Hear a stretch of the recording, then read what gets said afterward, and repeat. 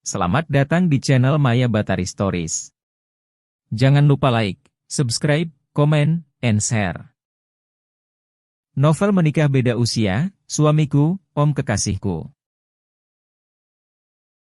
Bab 1 awal kisah mereka. Ini sudah 3:30, tapi kenapa dia belum sampai juga? Ya Allah, semoga tidak terjadi sesuatu yang buruk kepadanya, gumam seorang gadis yang tampak berdiri dengan gelisah. Beberapa kali tangannya memperbaiki jilbab yang sebenarnya masih rapi. Raut jilitannya sedikit tersapu mendung. Sesekali matanya melirik jam mungil di pergelangan tangan kirinya. Dia berusaha bersabar, meski hari sudah kian beranjak sore. Beberapa kali terdengar desahan panjang penuh kecemasan, karena tidak biasanya orang yang dinantikannya menyalahi janji. Sandia, nama gadis itu. Dia sudah 1/2 tahun bersama dengan pria itu.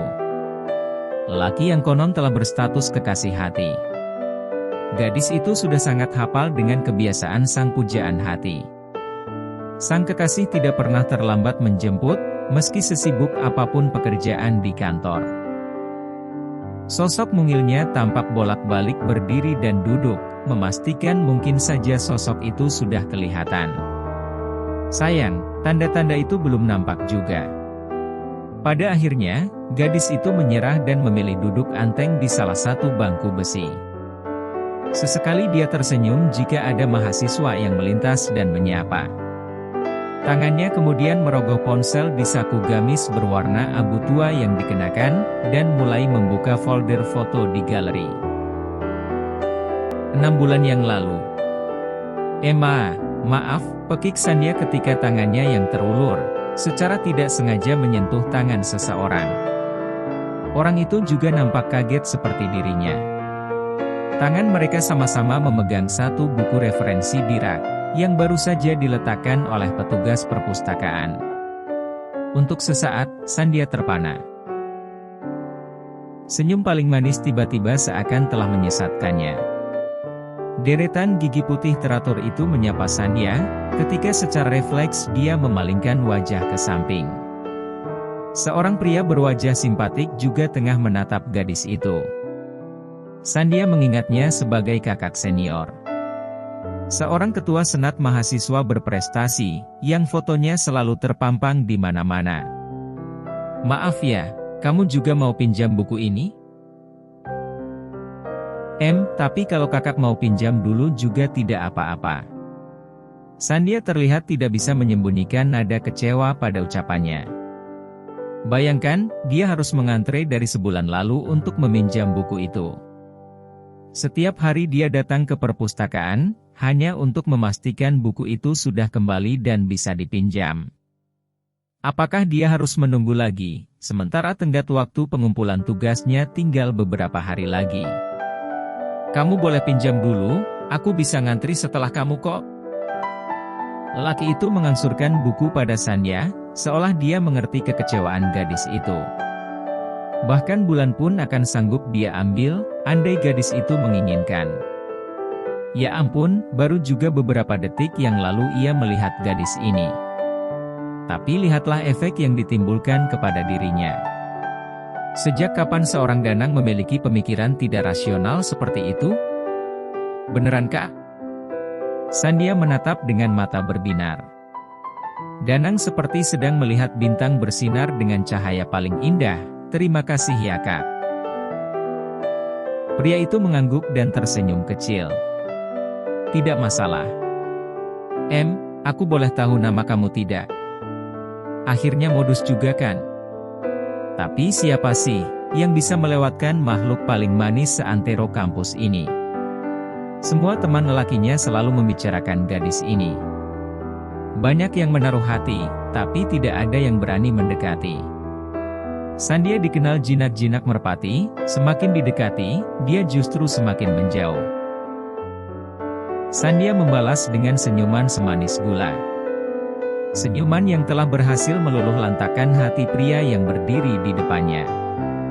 Sandia tidak pernah keberatan orang lain tahu namanya, Sandia Larasati. Panggil Sandia saja seperti yang lain. Sandia. Nama yang bagus. Aku Danang. Senang berkenalan denganmu. Danang menangkupkan kedua tangan di depan dada, dan dibalas hal sama oleh Sandia. Pria itu merasa melupakan sesuatu yang maha penting, ketika gadis itu mulai melangkah meninggalkannya. Ketika Sandia sudah beranjak pergi ke tempat peminjaman, dia mendengar namanya dipanggil.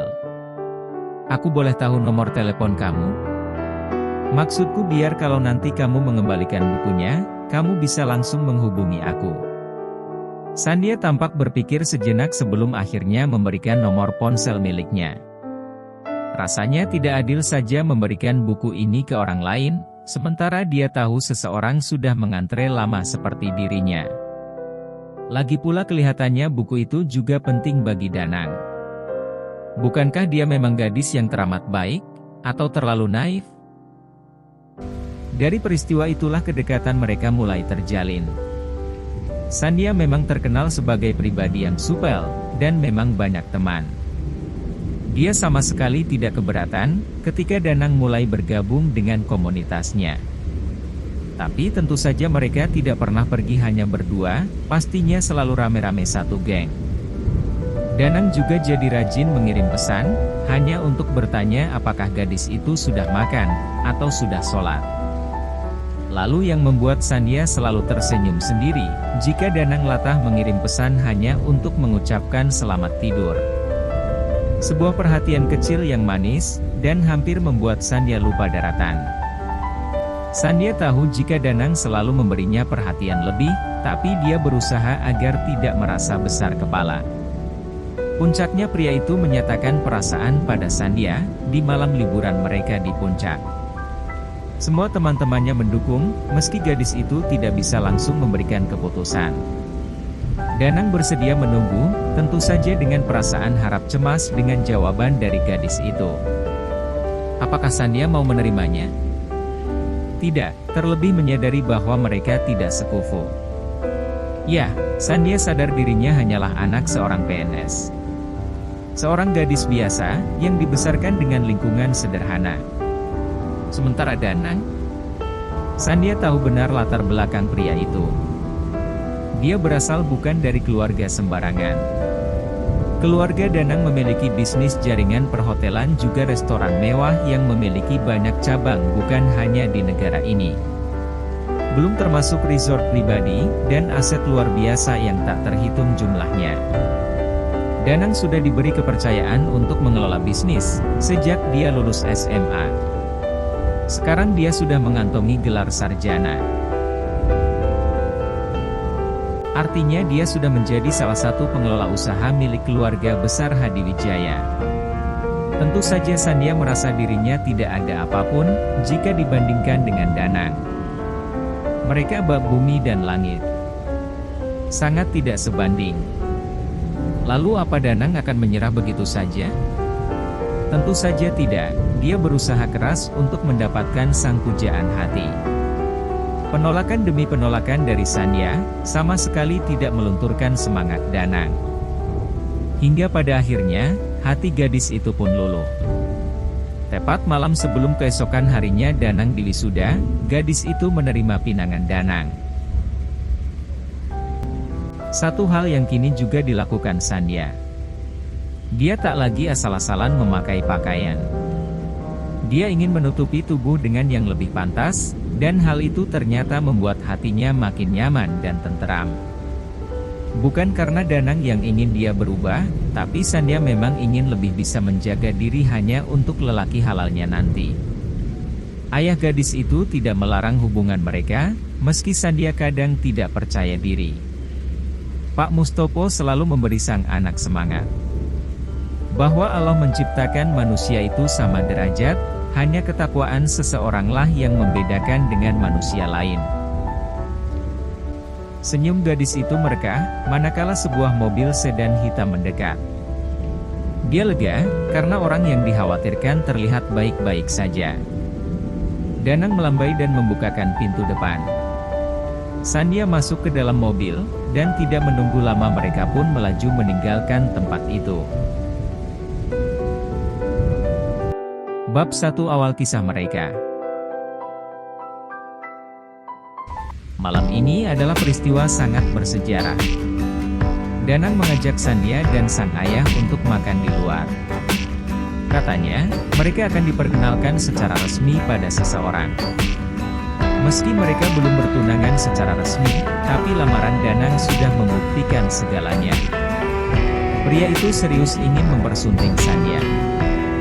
Gadis itu tampak cantik dengan gamis panjang berwarna merah marun, berhiaskan brokat di bagian pinggang dan kedua pergelangan tangan. Kepalanya tertutup jilbab besar berwarna senada dengan hiasan bros bergambar bunga tulip yang tersemat di dada kirinya. Sementara Pak Mustopo memakai batik merah bercorak sulur, yang sengaja dipilihkan Sandia untuk acara ini. Ayah, ada apa? San terlihat aneh ya. Sandia melihat sang ayah yang sedang menatapnya lembut. Mereka sedang duduk di sofa ruang tamu menunggu sopir Danang menjemput. Pak Mustopo hanya tersenyum sambil mengelus kepala anaknya dengan sayang. Ayah hanya tidak percaya kamu sudah dewasa sekarang. Dan mungkin sebentar lagi kamu juga akan menikah. Ayah. Sandia tidak sanggup berkata apapun manakala melihat mata ayahnya mulai berkaca-kaca. Dia segera menghambur memeluk ayahnya, dan tak dapat menyembunyikan setitik air mata yang mengalir. Anak ayah yang cantik tidak boleh menangis. Nanti Danang mengira kamu terpaksa lagi menerima dirinya. Pak Mustopo mengusap air mata di pipi Sandia, sementara gadis itu hanya diam. Beberapa saat kemudian mereka saling menertawai kekonyolan yang telah mereka lakukan. Iya ya. Sandia tersenyum. Gadis itu membersit hidung dengan tisu. Tidak berapa lama, bunyi klakson mobil terdengar dari depan rumah mereka. Sepertinya jemputan kita sudah datang. Ayah. Sandia menahan handle pintu yang hendak dibuka San.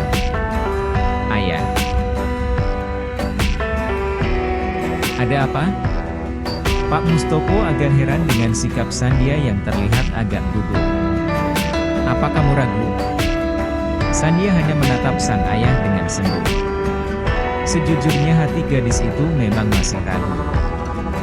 Dia mungkin telah berusaha menerima Danang, terlebih ayahnya selalu begitu membanggakan calon menantu. Sandia tentu saja tidak ingin menghancurkan harapan itu. Ayah sekarang adalah satu-satunya orang tua yang dia miliki.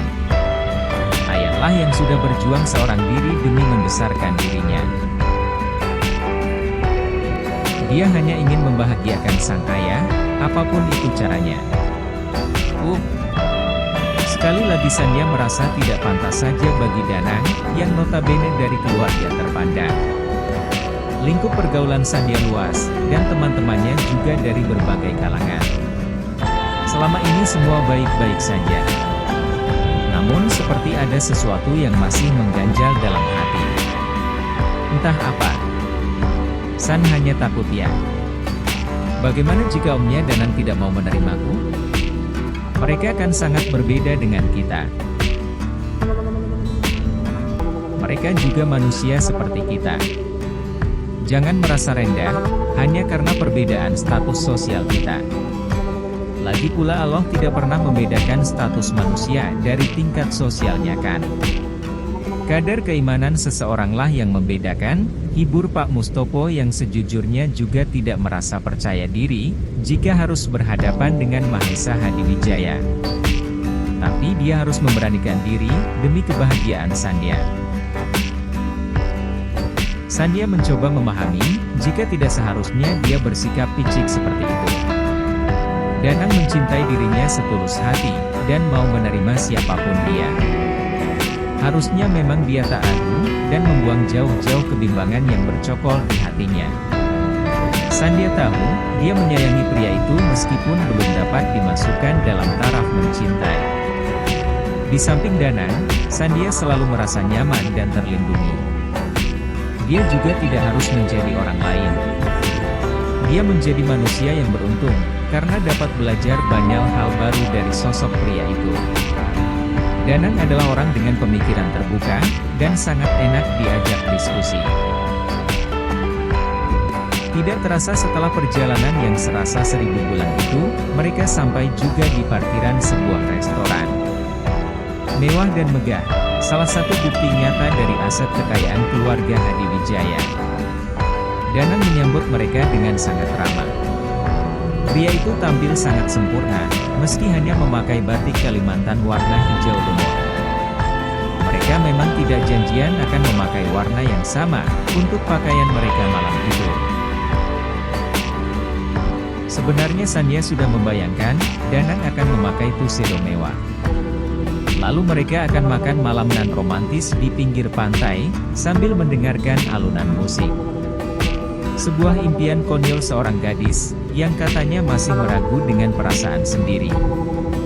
Namun di sisi lain, berharap sang kekasih memberi kejutan menyenangkan. Sandhya merasa malu dengan pemikirannya, merasa bimbang antara perasaan senang dan ragu. Sesekali dia tersenyum pada Sandhya yang duduk di seberang, tanpa ada yang berinisiatif untuk memulai pembicaraan. Mungkin, perasaan Danang sedang sama kacaunya dengan gadis itu. Sandhya tidak tahu jika jantung Danang berdebaran tidak karuan. Dia begitu takut, jika gadisnya nanti menolak. Mereka duduk dalam diam, dan hanya menunggu dengan gelisah kedatangan Mahesa Hadiwijaya. Pelayan datang dan menuangkan air putih ke dalam gelas-gelas tinggi, sembari menemani mereka menunggu. Bukan anggur merah, atau sirup mahal seperti dalam bayangan Sandhya. Jadi Nak Danang ini tinggal sendiri. Pak Mustopo baru tahu, jika calon menantunya itu tidak tinggal di kediaman Hadiwijaya yang mewah. Ya Om, saya tinggal di apartemen. Saya hanya ingin lebih dekat dengan kantor, terlebih Jakarta selalu saja macet. Sandhya tersenyum, manakala kedua pria itu tertawa lepas seperti biasa. Danang memang pandai mengambil hati ayahnya. Dan saya juga ingin selalu dekat dengan putri Om yang cantik ini. Ya ampun, Sandhya hanya bisa melotot ketika Danang mengedipkan sebelah mata ke arahnya. Pria itu... Sejak kapan pria alim seperti dia jadi genit begitu? Om, tidak keberatan dimanapun kalian akan tinggal nantinya. Yang terpenting anak Om bisa bahagia. Pak Mustopo melirik anak gadisnya yang masih sibuk memutar-mutar gelas, seolah tidak peduli dengan percakapan kedua orang itu. Ayah apaan sih? Menikah saja belum masa sudah memikirkan mau tinggal di mana. Sandhya mencoba menyembunyikan rasa jengahnya. Ya, bahkan hingga detik ini kata, pernikahan, masih belum tergambar jelas di benak Sandhya. Padahal dia tahu menurut agama, hubungannya dengan Danang sudah jelas harus segera diresmikan. Dia juga takut akan berzina. Setelah ini, Sandhya berjanji akan melaksanakan sholat istikharah kembali. Siapa tahu Allah akan memberikan jawaban, yang memang sudah lama dia nantikan. Tapi... maaf saya datang terlambat. Suara bariton dengan nada tegas dan sopan, tiba-tiba menyeruak ke dalam ruangan itu. Seketika mereka berdiri. Seorang pria berbaju batik dengan motif sama dengan yang dikenakan Danang mendekati meja mereka. Om Mustopo, Sandhya, kenalkan ini Om saya. Danang langsung memperkenalkan pria itu begitu sudah berdiri di sampingnya, dan selesai saling berpelukan akrab. Pria itu terlihat menatap menilai sebentar pada dua tamunya itu, sebelum akhirnya melemparkan senyum hangat kepada mereka. Mahesa, senang berkenalan dengan Anda berdua. Pria itu menjabat tangan Pak Mustopo dengan mantap. Sandhya cepat-cepat menangkupkan kedua tangan di depan dada, sebelum pria itu mengulurkan tangan ke arahnya. Gadis itu tersenyum manis, ketika untuk pertama kalinya mata mereka saling bersitatap. Entah Dewa Amor tengah sangat berbaik hati, atau tengah kisah. Seketika saja gelenyar tembakan panah-panah merah jambu, berpendar menghias dada mereka. Letupan kecil itu seolah membuyarkan seluruh kesadaran Sandhya. Rasa baru itu, membawa dirinya jatuh ke pusaran tanpa ujung. Sebuah debaran asing, yang tidak dia mengerti maknanya. Terima kasih sudah setia membaca. Sampai jumpa di bab selanjutnya.